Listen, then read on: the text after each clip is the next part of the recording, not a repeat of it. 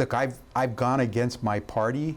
I've gone against what was my religion on occasions. I was one of, I think, about 65 of us out of 435 who way back in 1996 to vote no against a bill which would have discriminated against same-sex couples. And were there repercussions for that? Yeah.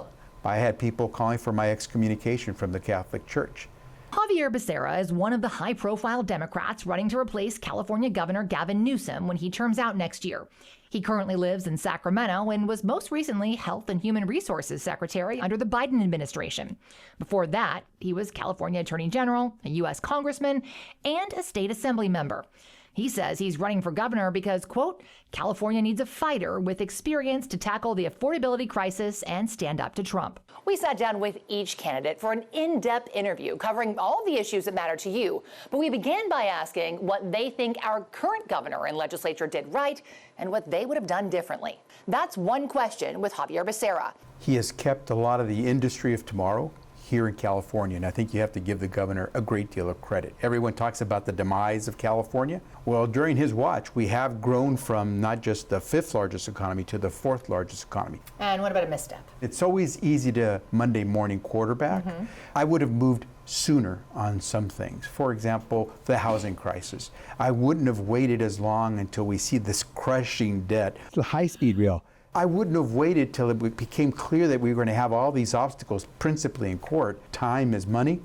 The legislature got right. I think this effort right now underway to make sure that Donald Trump doesn't put his thumb on the scale on the votes in Congress, which would jeopardize trillions, certainly billions of dollars of taxpayer money that we send to the U.S. Treasury, because no one sends more money, taxpayer money, to Washington, D.C. than do Californians.